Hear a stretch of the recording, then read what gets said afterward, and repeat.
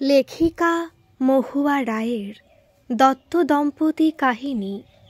দত্ত দম্পতি অর্থাৎ শ্রীমতী জবা দত্ত এবং শ্রীযুক্ত হরি দত্তর বিবাহের 50 বছর পূর্তি হল এই শ্রাবণে। খুব ঘটা করে দত্তবাড়ির পরবর্তী 2 প্রজন্মের ছেলে মেয়েরা শ্রীমতী জবা এবং শ্রীযুক্ত হরি দত্তর বিবাহ বার্ষিকীর সুবর্ণ জয়ন্তী পালন করল। মেলা হইচই হলো, খাওয়া দাওয়া ইত্যাদি।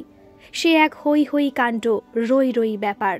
ছবি উঠল, টোপর পরা হরিবাবু বেনারসি পরা জবা দেবীর সাথে মালা বদল করছেন, শুভ দৃষ্টি করছেন। এমনকি কর্তা গিন্নি পরস্পরকে রসগোল্লা খাইয়ে মিষ্টিমুখ করাচ্ছেন যে সে ছবিও তোলা হলো খান কতক। তবে আসল ব্যাপার যা তা হলো, দত্ত দম্পতির জীবনের এমন স্মরণীয় দিনটিতেও তাদের যথারীতি খুব একচোট ঝগড়া এবং তৎপরবর্তী অবশ্যম্ভাবী কথা বন্ধের পালা চলছিল সেই সব আনন্দঘন মুহূর্তে। মানে হরিবাবু আর জবা দেবী সেই বিবাহ বার্ষিকীর সুবর্ণ জয়ন্তী উদযাপনের দিনটাতেও আর 5 দিনের মতো কলহ করে পরস্পরের সাথে কথা বন্ধ রেখেছিলেন। ও ছেলে মেয়ে, বৌমা জামাই, নাতি নাতনিদের পীড়াপিড়িতে ক্যামেরার সামনে নানা রকম ভঙ্গিতে ছবি তুলতে এক প্রকার বাধ্য হয়েছিলেন। ছোটরা খুশি হবে ভেবেই নিজেরা খুশির ভান করেছিলেন। না হলে হরি দত্ত আর জবা দত্ত সেদিনও অন্যান্য দিনের মতো এমন প্রতিজ্ঞাই করে ফেলেছিলেন এক প্রকার যে তারা কেউ কারো মুখ পর্যন্ত দেখবেন না। অনুষ্ঠান তো যথাকালে মিটে গেল, কিন্তু দত্তবাবু আর দত্তগিন্নির চিরকালের অভ্যেস মাফিক প্রাত্যহিক ঝগড়াঝাঁটি করা স্বভাবটির কোনো পরিবর্তন হলো না। এমতো পরিস্থিতিতে হরিবাবুর ছোট ছেলে হরষিতের বউ পর্ণা একদিন স্থির করল, শ্বশুর শাশুড়িকে একবার ম্যারেজ কাউন্সেলিং করালে কেমন হয়। কারণ এরা দুজন নাকি দীর্ঘ 50 বছর ধরে ঝগড়াঝাঁটির ওপরই আছে। তবু এদের বিবাহ বিচ্ছেদ ঘটেনি, তবু এদের 4টি সন্তান জন্মেছে, তবু এরা এক ছাদের তলায় থেকে সংসার ধর্ম পালন করে চলেছেন। তার মানে আপাত দৃষ্টিতে এদের সম্পর্কটা সাপে নেউলে হলে কি হবে? নিশ্চিত অন্তরে এদের পারস্পরিক প্রেম আছে। তবে ভদ্রলোক ভদ্রমহিলা বোধ হয় এতদিন সেই প্রেম চিনে উঠতে পারেননি। আর পারেননি বলেই হরিবাবু আর জবা দেবী একে অপরকে রীতিমতো শত্রু ভাবেন। পর্ণা ভাবল, আমার শ্বশুর শাশুড়ির কোদল তো দত্তবাড়িতে সর্বজন বিদিত। একবার চেষ্টা করতে দোষ কি? দেখাই যাক না, শেষ জীবনে মানুষ দুটোর মনের গহনে ধিকি ধিকি জ্বলা ভালোবাসাটাকে ম্যারেজ কাউন্সেলিং করিয়ে উস্কে দেওয়া যায় কিনা। তো যেমন ভাবা তেমন কাজ করে বসল পর্ণা। বাড়িতে কাউকেই কিছু বলল না। আসলে তাদের একান্নবর্তী পরিবারে যে কোনো বিষয়েই নানা মনির নানা মত। সুতরাং এ পরিবারে গুরুত্বপূর্ণ কোনো সিদ্ধান্ত নিতে গেলেও না হোক 2-4 মাস সময় লাগে। এ সময়টুকু ব্যয় হয় বাড়ির সকলের একমত হওয়ার মতো একখানি মতের সন্ধান পেতে। সেক্ষেত্রে জীবনের সায়াংনে পৌঁছে যাওয়া এই দম্পতির ম্যারেজ কাউন্সেলিংয়ের মতো গুরুত্বহীন ব্যাপারে কবে সকলে একমত হবে তার কোনো ঠিক নেই। সুতরাং পর্ণা বাড়িতে কাউকে কিছু না বলে, এমনকি নিজের বরকে পর্যন্ত নিজের পরিকল্পনা সম্বন্ধে অন্ধকারে রেখে একদিন বান্ধবী জাহ্নবীর সাথে দেখা করল। জাহ্নবী শহরের নাম করা ম্যারেজ কাউন্সেলর, অর্থাৎ বিবাহ বিষয়ক সমস্যার পরামর্শদাতা। সে সব শুনে বলল, আগামীকাল বিকেলেই ওদের নিয়ে আয় আমার চেম্বারে, 4টের মধ্যে আসিস। এই পর্যন্ত তো কাজ এগোলো পর্ণার, কিন্তু কয়েক যুগ যারা একসাথে কোথাও বেরোয়নি সেই 2 বৃদ্ধ বৃদ্ধাকে একসাথে নিয়ে যে পর্ণা কিভাবে বেরোবে বাড়ি থেকে তাই ভেবে ঠিক করতে পারল না। তার ওপর বাড়ির এতগুলো লোকের চোখ এড়িয়ে তো বেরোনো যাবে না। যদিও বা শ্বশুর শাশুড়িকে সে কোনো মতে রাজি করাতে পারে একসাথে বেরোনোর জন্য, বাকিরা তো 1000 বাণ ছুড়বে। কি, কেন, কোথায়, কিভাবে ইত্যাদি ইত্যাদি প্রশ্নের আকারে। যা ভাসুর কিংবা ছেলেমেয়েগুলো যখন দেখবে দত্তবাড়ির কর্তা গিন্নি তাদের ছোট বৌমার সাথে গুটি গুটি কোথাও যাচ্ছেন, সেই অসম্ভব দৃশ্য দেখে তো প্রত্যেকেই প্রথমে জানতে চাইবে তাদের গন্তব্য কোথায়। তারপর ঝড়ের বেগে বাকি প্রশ্ন ঝাঁপিয়ে পড়বে পর্ণার ওপর, এবং শেষ পর্যন্ত বাড়ির বড়রা সকলেই বলবে, আমাদের সাথে একটা আলোচনা পর্যন্ত করার দরকার মনে করলি না পর্ণা? কি বলবে পর্ণা তখন? কি উত্তর দিলে তা ঠিক সত্যি কথার মতো শোনাবে? এসব ভাবতে ভাবতে পর্ণার তো নির্ঘুম রাত কাটল। যদিও সে বরকে একটুও বুঝতে দিল না যে সারা রাত্রির জেগে জেগে সে এক অসম্ভব পরিকল্পনা করার চেষ্টা চালিয়ে গেছে। সকালে কাজকর্মের তাড়া সামলে একটু বেলায় অবসর পেল পর্ণা। এ সময়টায় বাড়ির পুরুষরা আর ছেলে মেয়েরা কেউ বাড়িতে থাকে না। অফিস আর স্কুল কলেজ খোলা। আজ কাজের দিন। যা, শাশুড়ি, শ্বশুর প্রত্যেকেই এই সময়টা নিজের খুশি মতো যাপন করে। পর্ণার যা লিপি নিজের ঘরে ব্যস্ত ফোনে। শাশুড়ি তার ঘরের খাটে বসেছেন পানের ডিবে আর জাতি হাতে নিয়ে। শ্বশুর সেই ঘর সংলগ্ন একফালি বারান্দায় ইজি চেয়ারে বসে খবর কাগজ পড়ছেন। পর্ণা প্রথমে শাশুড়িকে গিয়ে ধরল। খানিকক্ষণ এ কথা সে কথার পর বলল, মা, আজ বিকেলে তোমাকে নিয়ে এক জায়গায় যাব। জবা বললেন, কোথায় যাবি শুনি? পর্ণা বলল, সে তুমি গেলেই দেখতে পাবে। শাশুড়ি বলল, আজই যেতে হবে, আমার যে কোমরে খুব ব্যথা রে ছোট বৌমা। পর্ণা বলল, একটু কষ্ট করে চলো মা, আমার যে বড় ইচ্ছা তোমাকে সেখানে নিয়ে যাই। জবা সম্মত হলেন পর্ণার কাতর মুখটি দেখে। বললেন, বেশ তো, আমি তৈরি হয়ে থাকবো না হয়। ঠিক একই কথা বলল পর্ণা শ্বশুরকে। হরিবাবু অত সহজে রাজি হওয়ার পাত্র নন। তিনি এক গাদা পাল্টা প্রশ্ন ছুড়ে দিলেন ছোট বৌমার দিকে। কোথায় যাব? কেন যাব? কে কে যাবে সঙ্গে? ছোট খোকা যাবে না কেন? কই আগে তো বলনি বাপু, হঠাৎ এখনই বা বলছো কেন? ইত্যাদি ইত্যাদি। পর্ণা করুণ মুখ করে বলল, আমি তো আপনার মেয়ের তুল্য, তাহলে আমার এটুকু আবদার পূরণ করবেন না বাবা? তার পরিবর্তে এতগুলো প্রশ্নে প্রশ্নে জেরবার হব আমি? আপনাকে আর মাকে তো আমি কোনো উপহার দিতে পারিনি বিবাহ বার্ষিকীর অনুষ্ঠানের দিন। মনে করুন, আজ আপনাদের দুজনকে আমি সেই উপহারটি দিতে চাই। মানে? ও উপহার কিনে দেবে ভেবেছ? বেশ বেশ, বুড়ো ছেলে বলে কি আমার উপহারে অনীহা মোটেও না। বেশ, তুমি আর আমি যাব। কিন্তু কি বললে আরেকবার স্পষ্ট করে বলো তো, কোথায় যাবে বললে আমাকে নিয়ে?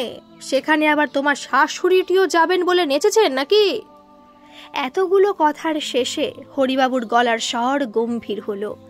বললেন, শোনো ছোট বৌমা, ওই ঝগড়ুটে বুড়ি আমাদের সঙ্গ ধরলে কিন্তু আমি কিছুতেই কোথাও যাব না, এই বলে দিলাম। শ্বশুরের কথায় পর্ণার হৃদকম্প শুরু হলো। মনে মনে ভাবল, পরিকল্পনা ভেস্তে গেল বুঝি। শাশুড়ির কানে কি আর শ্বশুরের কথাগুলো যায়নি? এই বুঝি তিনি পর্ণা আর তার শ্বশুরের মধ্যিখানে প্রকারান্তরে ব্যাঘ্রীর মতো ঝাঁপিয়ে পড়লেন বলে। তারপর বেঁধে যাবে স্বামী স্ত্রীর ঝটাপটি। ব্যাস, পরিকল্পনা ইতি।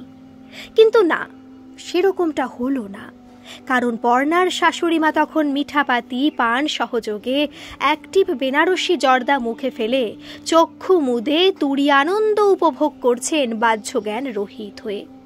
এই জর্দার কৌটো জবা দত্তর বড় বৌমার বাবা বিশেষ উপহার হিসেবে এনেছিলেন তাদের বিবাহ বার্ষিকীর সুবর্ণ জয়ন্তী উদযাপনের অনুষ্ঠানের দিন তারই জন্য। সুতরাং পর্ণার শাশুড়ির কানে এই মুহূর্তে প্রবেশ করল না স্বামীর কটু কথাগুলি। আর পর্ণা সেই সুযোগে শ্বশুরের পায়ের কাছে বসে পড়ে অভিমানী স্বরে বলল, আমার ইচ্ছাটা পূরণ করবেন না বাবা? হরিবাবু ব্যস্ত হয়ে বললেন, আচ্ছা আচ্ছা, ওঠো এখন ছোট বৌমা, যাবক্ষণ। তবে উনি যেন আমার পাশে না বসেন গাড়িতে। বিকেল 4টের সময় বড় যাকে পর্ণা বলল, দিদি ভাই, আমি মা বাবাকে নিয়ে বেরোলাম। বিবাহ বার্ষিকীতে তো আমার তরফ থেকে কিছুই দেওয়া হয়নি বাবা মাকে, তাই দুজনকে একটু ঘুরিয়ে আনি ভাবছি। আজকে সান্ধ্য ভ্রমণটাই হোক আমার তরফ থেকে ওদের জন্য উপহার। এমন যাত্রাপালার ঢঙে পর্ণা কথাগুলো বলল যে ওর বড় যা লিপি এত বড় একটা হা করে পর্ণার মুখ পানে চেয়ে থাকলো। লিপির ওই হা করা মুখের মধ্যে একগাদা প্রশ্ন কিলবিল করছিল বটে, কিন্তু সেসব আর ছিটকে বেরোলো কই। পর্ণা ঝপ করে একখানা ট্যাক্সিতে উঠে চলে গেল শ্বশুর শাশুড়িকে নিয়ে।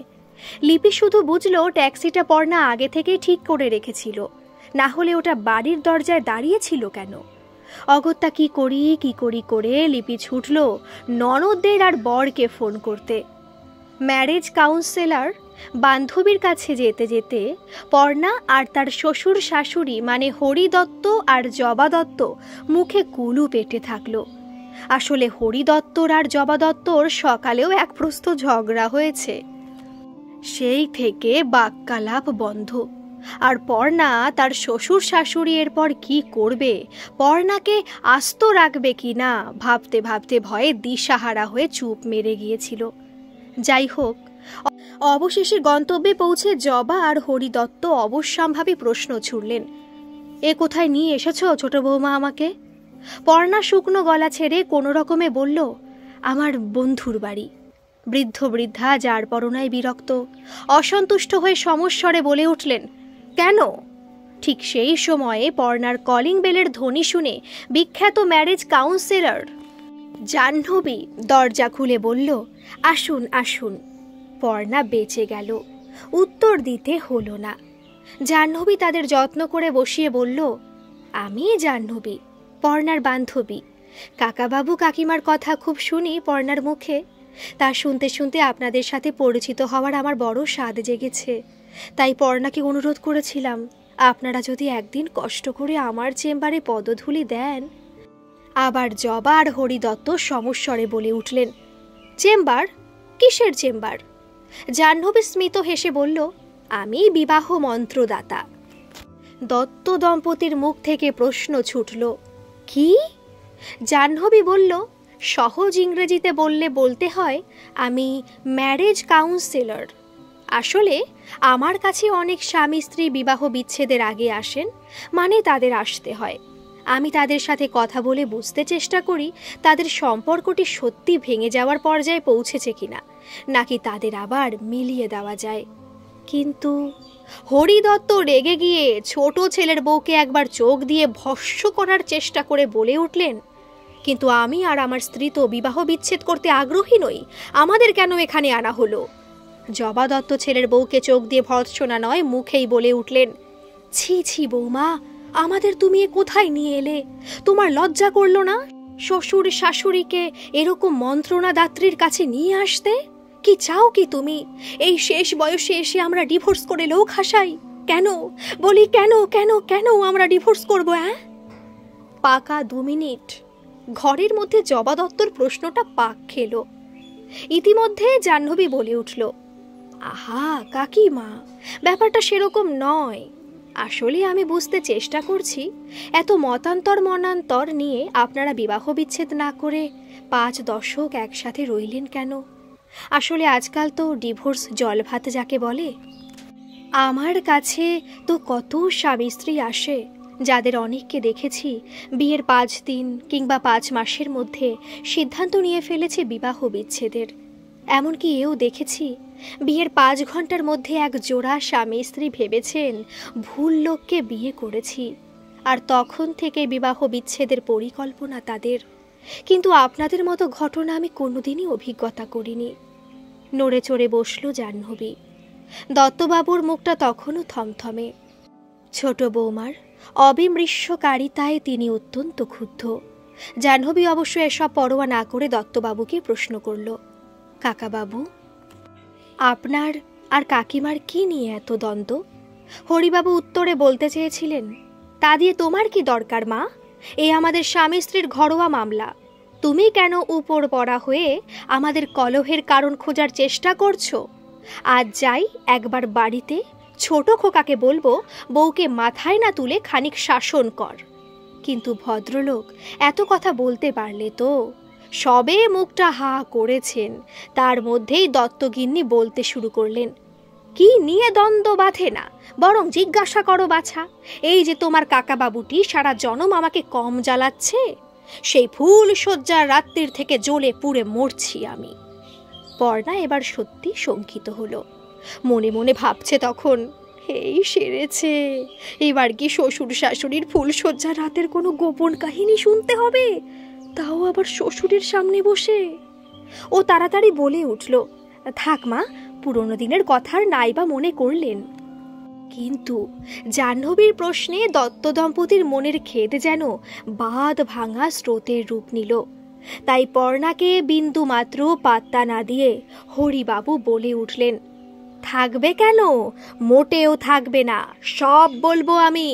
ওই বুড়ি আমাকে কি অপমানটাই না করেছিল জাহ্নবী, কি বলবো তোমাকে। জবা দত্ত তেড়ে উঠলেন অমনি। অপমান করেছিল? অপমান? ফুলশয্যার রাতে এক পেট খাসির মাংস আর 50টা রসগোল্লা রাক্ষসের মতো গিলে মাঝ রাত্রিরে নিজে মরতে বসে আমাকে কি বিপদেই ফেলেছিল এই আপদ বুড়োটা, কি বলবো তোমাকে জাহ্নবী। ফুলশয্যা তো জীবনে একবারই আসে, তাই না? কত আশা থাকে মেয়েদের ফুলশয্যা ঘিরে। আর এই লোকটা কিনা ফুলশয্যার রাত্রিরে গলা অবধি খেয়ে মাঝ রাত্রিরে, ও বাবা গো, মরে গেলাম গো, আমার পেটের মধ্যে পাঠাগুলো ঢুসোচ্ছে যে। ও নতুন বউ, যা হোক কিছু করে আমায় বাঁচাও গো, আমি যে মরতে বসলাম গো। এইসব বলে চিৎকার পাড়ছে। নেহাত আমাদের শোয়ার ঘর ছিল তখন 3 তলার ওপর, ওই একটাই ঘর। আচ্ছা বলো তো, আমি নতুন বউ, ওই রাত্রিরে কোথায় কি পাবো? শেষে অন্ধকারে আমার গামছাখানা নিয়ে চুপি চুপি 3 তলা থেকে নেমে উঠোন পেরিয়ে বাথরুম গিয়ে জলে ভালো করে ভিজিয়ে এনে ওনার পেটে চেপে ধরলাম। তাতে কিছু হলো না। তখন আবার 1 তলায় নেমে রান্নাঘরে হানা দিতে চললাম লবণের খোঁজে। অন্ধকারে লবণ কি করে পাই? দেখি রান্নাঘরের মেঝেতে কে যেন ঘুমাচ্ছে। তাকেই ঠেলা দিতে সে তো প্রথমে আমাকে চোর ভেবে চেঁচাতে গেছিল। আমি বললাম, চুপ চুপ, আমি নতুন বউ, তুমি কে গো? সে বলল, আমি বামুন ঠাকুর, নতুন মা। আমি বললাম, যাক ভালো, আমায় একটু লবণ দেবে গো বামুন ঠাকুর। যে পাল্টা প্রশ্ন করলো, এই মাঝরাত্রিরে লবণ? ছোটবাবুর আজ ফুল সজ্জে, তো আপনি কি করতেছেন মা এখানে? লবণ কিসে লাগবে আপনার? আমি বললাম, আর বলো না গো বামুন ঠাকুর, পেটে বড় বেদনা হচ্ছে, বোধহয় বদ হজম, একটু লবণ মিশিয়ে জল খেতাম। যা হোক, সে দয়া পরবশ হয়ে লবণ দিল একটা কাগজের পুটলি করে। রাত দুপুরে এই অলপ পেয়েটাকে সেই লবণাক্ত জল গুলে খাইয়ে বমি করাতে সে বাঁচল। তখন কি রোয়াব, বলে কিনা, ই বদমাইশ কোথাকার, আমাকে কতখানি নোনতা জল গিলিয়ে দিলে আমার জিভের ছাল তুলে। হু বাবা গো, গলা জ্বলে গেল। এই তোমার জন্য নুন জল খেয়ে বমি করতে করতে আমি যদি মরে যাই, তাহলে তোমার হাতে হাত করা পড়বে, কেউ বাঁচাতে পারবে না। বেশ হবে, বেশ হবে, বলতে বলতে ছুটল। এবার বড় বাইরে গেল। এতটা বলে জবা দত্ত একটু থামতেই হরিদত্ত বলে উঠল, ওহ, বলছে দেখো, শুনে মনে হবে আমি যেন ওকে হাতে কাটি না শুলে চড়াই করছিলাম। জানো জাহ্নবী, তোমার কাকিমাটি এমন দজ্জাল মেয়ে মানুষ যে কি বলবো। তখনকার দিনের জেলার সাহেবের মেয়ে কিনা ধরাকে সরা ভাবত। আমার মড়ো অবস্থা দেখেও কি চোপা। আমি বড় বাইরে যেতে যেতে শুনলাম গড়গড় করে বলে কিনা, আরে যাও যাও, আমার জেল হবে। আমার বাবা জেলার সাহেব, মনে রেখো, আমাকে এতটুকু কষ্ট দিয়েছে এ বাড়ির কেউ, সে কথা যদি বাবা জানতে পারে তোমাদের গোষ্ঠী শুদ্ধ জেলে ভরবে। একটু থেমে হরিদত্ত জাহ্নবীর দিকে চেয়ে বললেন, বলো তো মা, ফুলশয্যা রাতে কেউ অসুস্থ বরকে এভাবে ধমকায়? পর্ণা আর জাহ্নবী দুই বৃদ্ধ বৃদ্ধার বক্তব্য শুনতে শুনতে অনেক কষ্টে হাসি চেপে আছে। জবা দত্ত তেড়ে উঠল স্বামীকে, ই ভাব করছে দেখো, যেন ভালো মানুষের উদাহরণ একখানা। জানো মেয়ে, তোমাকেই বলি, তুমি বুঝবে ব্যাপারটা, বলে আবার জাহ্নবীকে সালিশি করতে ডাকলেন যেন। এই লোক বিয়ের 3 মাসের মাথায় আমায় বাপের বাড়ি রেখে এলো, নিজের বাপ মায়ের কোনো নিষেধ মানল না। কারণ কি না, ইনি তখন প্রাইভেটে MA পরীক্ষা দেবেন। পরীক্ষার আর 2 মাস বাকি। ইনি এক বিন্দু লেখাপড়া করেন না, কেবল বন্ধুদের সাথে তাস খেলা আর হুসহুস করে নাকে নস্যি টানা চলে। আমি শ্বশুরমশাইকে নালিশ করে দিয়েছিলাম। শ্বশুরমশাই খুব বকেছিলেন ছেলেকে, আর সেই রাগে আমাকে কিনা ঘর 70 মেয়ে বিভীষণ বলে বাপের বাড়িতে দিয়ে এলো। হরিদত্ত অমনি বউকে থামিয়ে বললেন, ও ভাব করছে যেন বাপের বাড়িতে যেতে হলো বলে কি কষ্টটাই না পেল। না না, মোটেও তা নয় গো মেয়ে। জাহ্নবীর দিকে তাকাতে তাকাতে কথাগুলো বললেন হরিদত্ত। তারপর যোগ করলেন, জানো আমি 3 মাস তারপর ওর বাপের বাড়িতে হতে দিয়েছি। মেয়ের কি জেদ! সে জানিয়ে দিল অমন কুচুটে স্বভাবের বরের সাথেও থাকবে না। শেষে কিনা আমার মা গিয়ে সেধে বুঝিয়ে মাথায় পিঠে হাত বুলিয়ে ওনাকে নিয়ে এলো বাড়িতে। জাহ্নবী বলল, বুঝলাম। হরিদত্ত বললেন, কিচ্ছু বোঝনি। এই বুড়ি সেই খুকি বয়স থেকে শুরু করে আজও জ্বালাচ্ছে আমাকে। জানো, রাত বিরেতে ভূত ভূত ভূত করে চিৎকার করে আমার সাধা ঘুম ভাঙিয়ে দেয় এখনো। তাতেও কি রক্ষা আছে? আমাকে তখন ঘুম ভেঙে উঠে বসে 108 বার রাম নাম করতে হয়। এমন ঘোরলো বুদ্ধি বুড়ির যে কি বলবো। স্বপ্নে ভূতের ভয় পেয়ে বাড়ি মাথায় করে আমার সাদা ঘুমের 12টা বাজিয়ে নিজে যে চক্ষু মুদে চুপচাপ পড়ে থাকবে আর কান খাড়া করে আমার রাম নাম গণনা শুনবে। একদিন আমি ভেবেছিলাম কি 80 বার তো গুনলাম, ওতেই ভূতের বংশ নিবংশ হবে। এবার আমি চক্ষু মুদি, কিন্তু তার উপায় আছে? যেই আমি চুপ করেছি অমনি তোমার কাকিমা বলে কিনা, কি হলো 80 বার রাম নাম বলে চুপ মেরে গেলে যে দিব্যি, এখনো 28 বার বাকি যে। এমন ভাব যেন আমায় কান ধরে ওঠবোস করাচ্ছে। জাহ্নবী বিজ্ঞজনোচিত মাথা নেড়ে বললেন, সত্যি তো ঘোর অন্যায়। জবা দত্ত বেজায় চোটে বললেন, অন্যায়? তুমি আমাকে বলছো আমি অন্যায় করেছি? এমন অন্যায্য কথা বলতে পারলে তুমি বাছা? ঠাকুরের নাম নিয়ে ছেলে খেলা। জাহ্নবী সামলে নিয়ে বলল, না না কাকিমা, আপনাকে নয়, বলতে চেয়েছি কাজে ফাঁকি দেওয়া অন্যায়। দত্তগিন্নি শুনে কিছুটা শান্ত হলেন বোঝা গেল। তিনি মাথা ঝাঁকিয়ে বললেন, হ্যাঁ সেইটে হক কথা বলেছ। এই যে আমি ওই বুড়োর কোনো কাজে ফাঁকি দিই? এই তো দেখো না, এই আজও উনি আমার রান্না ছাড়া মোটে মুখে খাবার তুলবেন না। তা বাড়িতে আমার রাঁধুনি আছে, বৌমারা আমার খাসা রাধে, কিন্তু বুড়োর ওই গো, আমাকেই ওনার মাছ তরকারি এখনো রাঁধতে হয়। বলুক তোমার কাকা বাবু, একদিনের তরে আমি আমার কাজে ফাঁকি দিয়েছি? হরিদত্ত বাঁকা গলায় ফুট কাটলেন, বেশি বাড়াবাড়ি। বুঝেছ মেয়ে, তোমার কাকিমা সবসময় দেখাতে চান উনি আমার থেকে 2 কদম এগিয়ে। কোমরে ব্যথা, হাতে বাতের যন্ত্রণা, তাই নিয়ে ঘেমে নে আমার জন্য রাঁধতে বসবে। এসব আতিশয্য দেখলে হাড়পিত্তি জ্বলে আমার। তারপর রাত্রিরে শুয়ে শুয়ে কো কো করে যখন, আমার মুখ থেকে 2টো কঠিন কথা বেরোবে না বলো? ব্যাস, যেই কিছু বলেছি কি অমনি তেড়ে উঠে ঝগড়া করতে বসবে। এমন কোদল করা স্বভাব যে বলার নয়। জাহ্নবী দেখল এবার এদের থামানো দরকার। এমনি থামবে না, কোনো কঠিন কথা বলতে হবে। এমন কঠিন কথা যা দুজনেরই বুকে হাতুড়ির মতো ঘা মারবে, আর তখনই ওদের ভালোবাসার বন্ধ দরজার বন্ধ তালাটা যাবে খান খান হয়ে ভেঙে। জাহ্নবী গম্ভীর গলায় বলল, আপনাদের দুজনেরই তো যথেষ্ট বয়স হয়েছে। প্রকৃতির নিয়মে আজ হোক কাল হোক, 10 বছর পরে হোক, যে কোনো একজনকে একদিন অপরজনকে ছেড়ে চলে যেতে হবে। যা বুঝলাম, একমাত্র তখন যিনি বেঁচে থাকবেন তিনি শান্তিতে থাকবেন। কি বলুন কাকাবাবু, কাকিমা? জাহ্নবীর কথাটা কাঁপিয়ে দিল জবা দত্তর অন্তরাত্মা। কল্পনাতেও তিনি ভাবতে পারেন না নিজে বেঁচে আছেন, অথচ না না, এমন কথা শুনতেও চান না তিনি। ঈশ্বরের কাছে যে দত্তগিন্নির একটি চাওয়া নিজের জন্য, তিনি শাখা সিঁদুর নিয়ে মরতে চান। দুগ্গা দুগ্গা, রক্ষে করো মা, সব দিক বজায় রেখো মা।